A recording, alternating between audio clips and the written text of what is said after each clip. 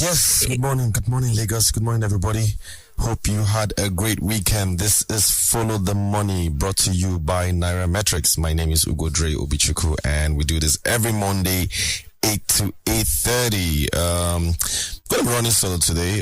No guest today, so you're just going to listen to me as I roll through all the key economic issues that took place last week. Of course, I'm not alone in the studio, but Kola is here, so occasionally she's likely going to chip in as I roll through these numbers. Oh my God, it's been a very, very busy week. Last week was busy indeed across Nigeria. I know over the weekend, everybody has been talking about has been COP 2020, COP28. COP28, in case you don't know what I mean, COP28. It's a climate change event taking place currently. I think is it in Dubai? Or something, yeah. It's somewhere in the Middle East. And the gist has been, we have about 1,400 also Nigerian delegates who, of course, they traveled by air. You know, they didn't travel on an electric jet or an electric plane. It's just a regular, fossil fuel pod, plane all the way to go and discuss climate change. Of all the problems we have in Nigeria and all the things we have to deal with in Nigeria, they all traveled, and that sort of brings me to the first topic I want to discuss today, which is the 2024 budget proposal. I'm sure you've all seen it. 2024 budget proposal. According to the government, as of September 2023, they got 8.6 trillion in retained revenue, which is about 4.5% higher than their target 8.28%. And that essentially is one of the best revenue performance of a Nigerian, budget in years. I mean, since I've been tracking. So typically, they don't seem to meet their revenue targets quarter on quarter. But this is the first 9 months, and they've done 8.65 trillion, 4% above the 8.28 trillion that they targeted. And a lot of these actually did come from corporate income taxes and VAT. So in terms of corporate income taxes, they did 1.5 trillion, and of course the VAT portion of the government's revenue was 318.9 billion. So they did collect a lot more than they targeted for taxes. That's for corporate income taxes and VAT. And as you know very well, this administration is going to be very big on taxes next year, because that's where they plan to get most of their revenue from. So they're already showing that they can collect these taxes. And just to put it into perspective, corporate income taxes was up 221.4% in 2023. And of course the customs also they didn't meet their target, pro rata. These targets are pro rata, by the way. When I say pro rata, 9 months targets, they did 73% of their target, but that was still pretty high. But where the problem is in expenditure. That's always been the problem with Nigerian government. As much as we don't seem to meet our revenue targets, but we did this first 9 months, we typically don't meet the expenditure target. What I just said? We blow past the expenditure target. Yeah, so aggregate expenditure for 2023, like a lot of you would remember, is 24.8 trillion, and within the first 9 months, we're meant to have spent 18.6 trillion this year. But actual spending from the government was 12.7 trillion. So we're meant to have done 18.6 trillion, and we've only done 12 trillion. So we haven't really, met our budget targets, our budget spending targets, right? And of this amount, 5.7 trillion was for debt service. Think about it. As you're driving and you're soaking this in, we're meant to spend 12.7 trillion. We've spent 12.7 trillion on budget expenditure in 2023, and close to half of that amount is on debt service. 5.79 trillion for debt service. Of course, 3.78 trillion for personal cost, and just a paltry 1 trillion plus for capital expenditure, 1.4 trillion for capital expenditure. It just gives you an idea of how well we are doing physically in Nigeria, like Nigerian government. Like, how do you just put it into perspective. You're meant to spend 18.6 trillion, first 9 months of this year. Okay, you don't do that much, and you end up spending 12.7 trillion. But almost half of that money is spent on debt servicing. That's the money you paid to service your loans. And the interesting part of that is most of that, the debt servicing actually went to paying down ways and means. That's the loans that the government got from the CBN. And so a lot of the money that the government is making, a lot of your taxpayers' money, is actually going towards servicing debt. And of course, actual deficit or physical deficit, like they like to call it, which essentially is when you spend more than you earn, was 4 trillion. So that means we spent more than we earned. Remember what I said? First 9 months of this year, we've done 8.6 trillion, but we ended up spending 12.7. So which means we had to borrow the 4 trillion. And most of the money that we spent anyway was on servicing debt. So we're piling on more debt to service more debt. That's 2023. What does the government plan to do in 2024? So 2024, the COP again with another grandiose budget, 26 trillion. I was listening on the radio recently, and someone was saying that, maybe the budget wasn't grand enough, wasn't expansive enough, we weren't spending enough. We should be spending like 10% of GDP on our budget, or maybe 15-20% of GDP on the federal budget, so that you can impact lives more. Yes, that makes a lot of sense. But where's the money coming from? 26 trillion in 2024 is what we plan to do. And out of that, projected revenue is 18 trillion, 66% more than the plan that we had in 2023. So remember what I said earlier, 2023, 9 months, we're already doing 8 trillion. So let's even say 12 trillion if you analyze it. But the current government plans to go to 18.3 trillion in revenues in 2024. And they're very, very bullish about making that much money in 1 year. They're going to get a lot of that money from taxes, of course, and they expect oil prices to remain at about $70+. And of course, they expect that we should be hitting around 1.8 or so trillion, 1.8 million barrels per day or so in crude oil. And of that revenue, of course, like I said, 43% is meant to come from crude oil or oil-related sources, and the rest from taxes and other government business. Now, again, we want to earn 18 trillion, but we want to spend 26 trillion. And of course, that again is what I call budget deficit.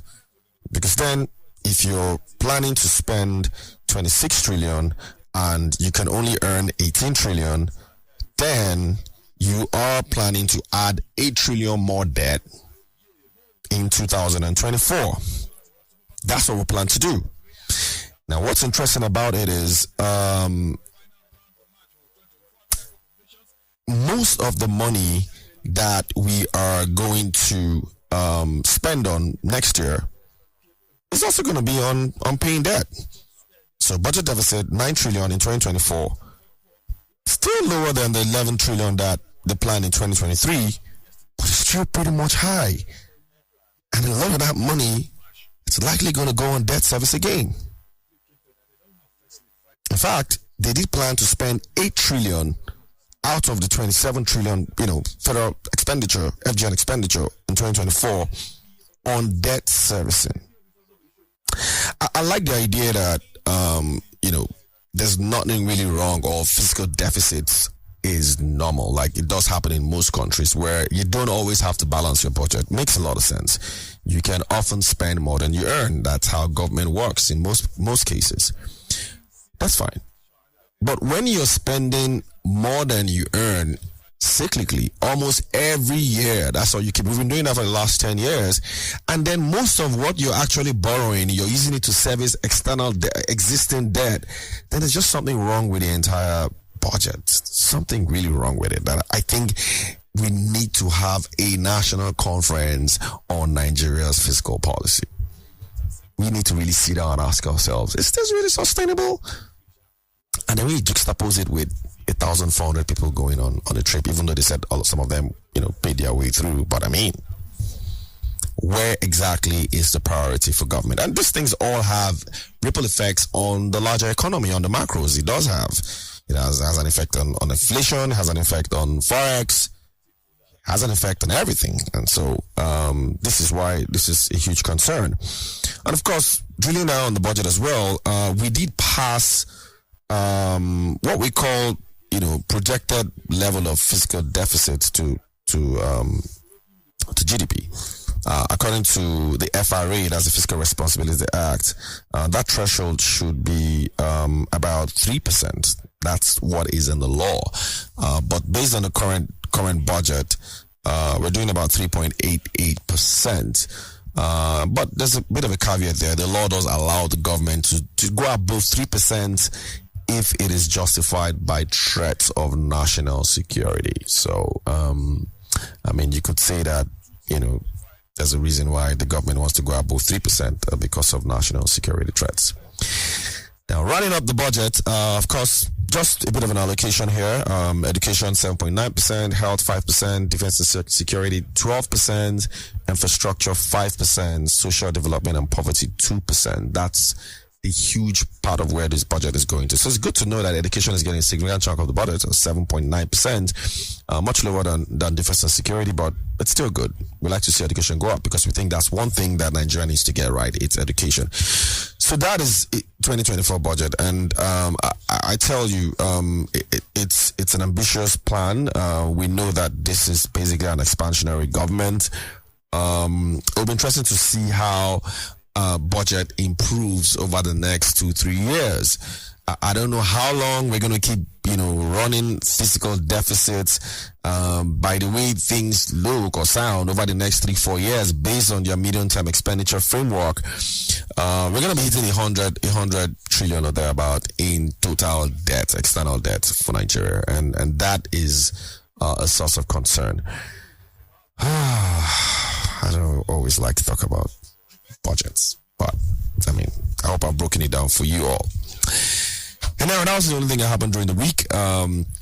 We will talk about the stock market, and then of course we would also zero in on the forex market after this brief short break. Let's just cool down a little bit. Some soft music.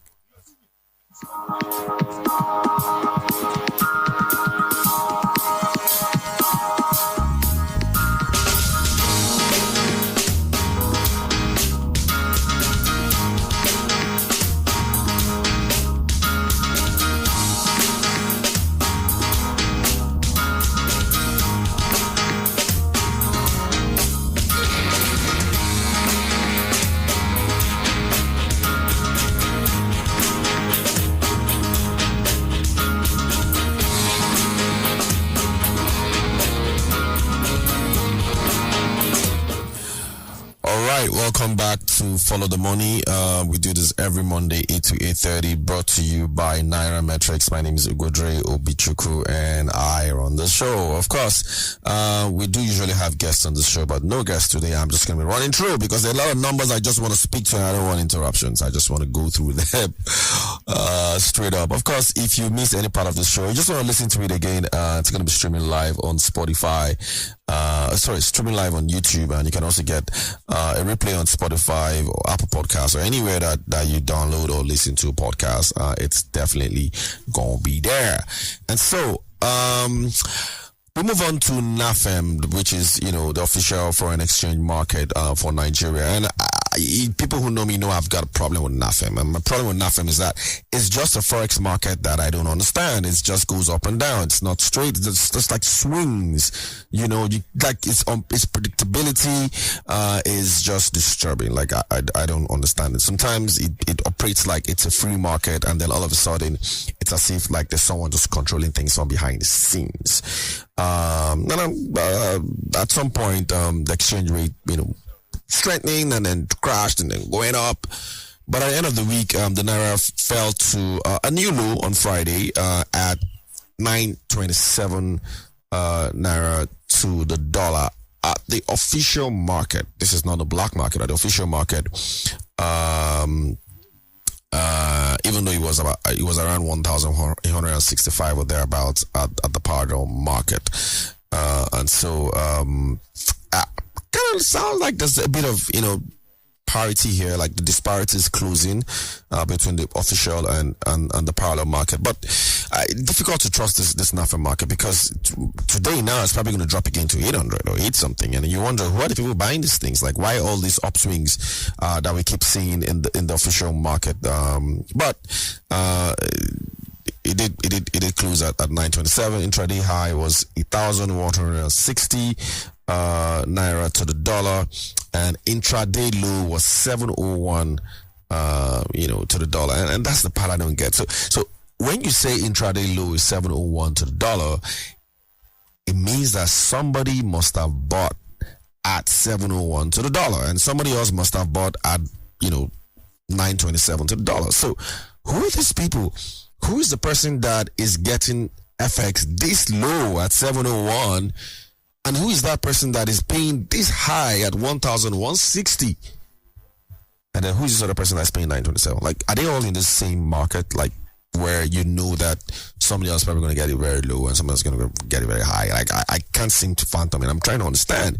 Somebody has to explain this to me. Like, how is this happening? How is it that you have 3 different rates in a day and the disparity is just wide? Like, wide. The spread between the intraday high and intraday low was almost 500 naira, like 459, 1,160 to 701. Same day, not that it's a different day, or same day. And you could see all these sort of swings every day all through the last few weeks. In fact, since this market was launched, and this is a huge concern, because it kind of gives you a feeling that this is not really where we think this market should be, even though it's an official market and it's a lot better than it was before, but it's still a market that has a lot of swings. And if you speak to a lot of companies who need dollars or who tend to want to buy dollars officially, most of them that we're spoken to tell us that they prefer to buy their FX on the streets, just parallel market. They don't buy, dollars in the official market. Just very few people trade there. So is this still a market that we should rely on? I mean, it's the NAFEM market, really, this sort of official market that we all espouse. Is that what we want? Or is this part of the process, like some people say, like this is the process towards getting or towards achieving the sort of market that we're looking for? Maybe, I don't know, but perhaps this is, part of the process. And when we look back and we say, I remember when NAFEM used to be so, full of upswings and just going up and down like a yo-yo, and you don't really know. So maybe that's what we're looking at here. But the sooner we get this fixed, the better. Of course, we haven't seen the CBN speak to anybody over the last few months. No MPC meeting has been held for months now. Those of us who typically wait for MPC meetings and see how what the central bank is thinking in terms of the economy, it's not looking like we'll hear from them this year. They are not ready for us yet. So interest rate has just remained where it was. Despite what is happening with inflation, interest rate is still about, I think, 18.5%, thereabouts. Inflation is almost hitting 28%. So we have a huge 10% disparity between inflation and NPR. And of course, this current central bank thinks that, or says, or keeps saying that monetary policy is just going to focus on its core mandate of reducing interest rates or inflation, but we haven't heard from the central bank in terms of what it plans to do to help reduce inflation. Nothing yet, and no movement. Nothing has been done. All we're just hearing is just snippets of information here and there about bank recapitalization, as if that's the most important thing you have to do right now when you're seeing inflation galloping. And so we do need to hear from the central bank in terms of its monetary policy plans. What are they trying to do? I mean, that's your core mandate. So what do you want to do with monetary policy? The government, which is the fiscal side, have already laid out their own plans. No matter how much you like or don't like that plan, that's their plan.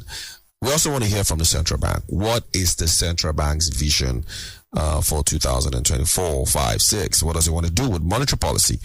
We're going to have interest rate remain this way at 18%, 18.5%, or is it going to go up, or is it going to go down? What's the central bank actually targeting? What sort of inflation target is it giving itself? The federal government has given itself its own inflation target, if you look at the MTF. But for the central bank, what is your inflation target?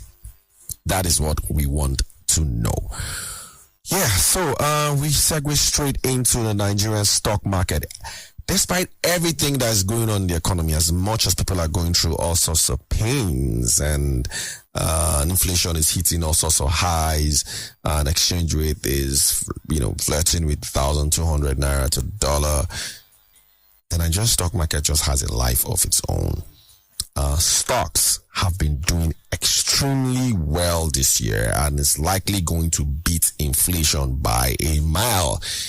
In case you don't know, if you're not in that stock market, you're missing out a lot. There's a lot of fun going on in there, and investors have made some good money in 2023 from the Nigerian stock market. That's just a reality. I've seen a lot of folks come up to me on Twitter and say, look, I'm trying to be, Tinubonomics fan, I'm blah, blah, blah. It's just keep going on and on and on. And I'm like, that's the reality. The NGX has a life of its own. And in November, the NGX gained 3%, the all-share index in November. So investors seem to be betting on hope. Not me. Investors are betting on hope. Stocks are on the fly. A lot of people say, well, maybe that's because, you had a lot of people, you have a few companies that have been the one driving the stock market, but doesn't really matter. The all-share index crossed 70,000 points. It's hitting 72,000 points already. And it's been one of the best performing stocks, not just, in Africa, but globally. And so, we did speak to a number of people, in the market just to get an idea of what is going on, and they said that look, there's been a lot of stuff happening. A lot of companies are also, have released good results. Particularly banks. Banks have made a lot of money from the exchange rate issues or exchange rate challenges. The funny thing with losses is that when someone is losing, someone's gaining. And so as the wider economy loses from the exchange rate depreciation, people who bet, against the exchange rate, or people who have dollars, tend to make a lot more money. And so banks have made a lot of money this year. And that is also one of the major drivers of the stock market. What is interesting is that a lot of these banks still also trade at very low price to earnings multiple, 3 times, 2 times, 2x, 3x, which is pretty small conventionally, because price to earnings multiple will usually be around maybe 10x, 11x, 12x. But you're seeing a lot of banks trade that high at that low at 3x.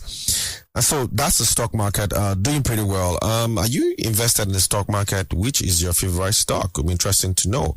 But I just want to, do a little bit of rundown on some of the stocks that we've seen this year do pretty well. There's been a number of them that have, gained extremely well in 2023. Let's give you a little bit of a rundown. I'm going to avoid some, stocks that I just don't like to mention, but I'm just going to call some that I think that are what noting. Access Corporation, which used to be Access Bank, is up 112% year to date. Access Corporation, up 112% year to date. So if you bought Access Bank earlier in the year, you'll be up 112% already, because at the start of the year it was trading at less than 8 naira or 9 naira. Currently it's at 18 naira, so 112% this year alone. A lot of stocks like that. What about Bua Foods? Bua Foods is up 206% this year alone. I'm sure you all know Bua Foods, up 600% this year alone. And of course, you keep going on and on and on, and we go to Geregu Power, the only power company listed on the exchange. It's up 167% this year alone. This year, 167% gain. And if you move to Dangote Cement is up 22% this year. Didn't beat inflation, but still up there. That's one of the top gainers considering its size. And if you go down to MTN, which you all know, 10.7% gain this year alone. Stock has got a bit of challenge, with FX and all that, but nevertheless, it still recorded 10.7% gain. So there's been a lot of companies on the exchange with huge gains. Seplat, for example, has stood there among the suits. That's the stocks worth over 1 trillion with over 100% gain as well. And the wider NGX, like I mentioned earlier, is up 39.3% year to date this year, way higher than inflation. I mean, some people are going to tell me, look, if you adjust it for the FX, then that's going to be much lower. I know, I agree. But I mean, this is Nigeria. We spend naira here, and so I'm just going to look at the all share index in terms of its year-to-date returns in naira terms, and 39.35%. It's amazing by any standards globally, and that is this stock market is currently doing, and that was as at Friday, December 1st. All right, so the stock. Always also been a number of news from a few companies that I want to talk about. Ecobank did release its 9 months results during the week. Profits up and 55% year on year over the last 9 months. Amazing results from Ecobank International. Like I said, bank seems to be doing well this year. FCMB as well did also well. They also released their results after much wait. The group posted a pre-tax profit of 55 billion in 9 months ending September 2023, and which also is 108% growth year on year from the preceding period. This is no better time to be a bank at the moment, and this sort of gives me a bit of concern, because it kind of sounds like banks are doing so well that you think at some point they're just going to play two, or there's just going to be like a down time, or like they're just going to maybe start to fall. I hope that doesn't happen, but looks like there's probably a bit of headwinds for banks coming in, and most bankers know that there are headwinds coming in. We do hear that regulatory forbearance for a lot of banks, it's going to be reducing, which means regulatory forbearance essentially is the central bank telling banks that they are allowed to pass on some losses that they ordinarily should have incurred just because of the wider issues on the economy, especially COVID. But kind of sounds like that era is gone, and looks like the current CBN is looking at tightening the screw, and so likely going to be some gyrations in the banking sector in the coming weeks, and so that gives me a bit of concern. But in the meanwhile, let's just enjoy the fact that banks are doing astonishingly well. This also gives them a little buffer, because all these profits that they're making, they probably might not declare all of it as dividend, because they have to keep some buffer because of what's coming ahead. Also in the news is Guinness. Guinness Nigeria finally has a new CEO that is Nigerian. That is the first time this is happening since 2015. If you all recall, Guinness had a Nigerian CEO at that time, and they went through a lot of turmoil. And then the switch to having foreign CEOs, foreign people as CEOs of the Nigerian beer giant or brewery giant. But they recently appointed a new CEO for Nigeria by the name of Mr. Adebayo Ali. That is the new managing director. And congrats to him, by the way, for being the first Nigerian CEO since 2015. I mean, I always like to see Nigerians leading the helm in some of these foreign-owned companies, like I like to call them, at Nairametrics. So congratulations to him, and then we can only but wish him the best of luck. And finally, for me, is the good folks at UBA. They did get an award over the weekend, at the Bank of the Year award. I think they got an award. They said they won 9 awards at the Bank of the Year awards in the UK. So congratulations to the bank. They've been one of the best performing banks this year, anyway. And so. That is Follow the Money for this week. So I've taken you through the money all through the week, from physical, to Forex, to inflation, to Nigerian stock market, and of course the companies that are making the waves all through the week. And that is our show for this week. Of course, if you miss any part of this show, just go to any of your podcast platforms, whether it's Spotify or Apple Podcasts or Google Podcasts, and just search for Follow the Money by Ugodre at Nairametrics. You would find this version of this podcast, and then you can listen to it again. Of course, tweet at me, ask me any questions that you think you want, or send me a message on Instagram And maybe, who knows, we might talk about it on the next show on Monday. That's it for this week.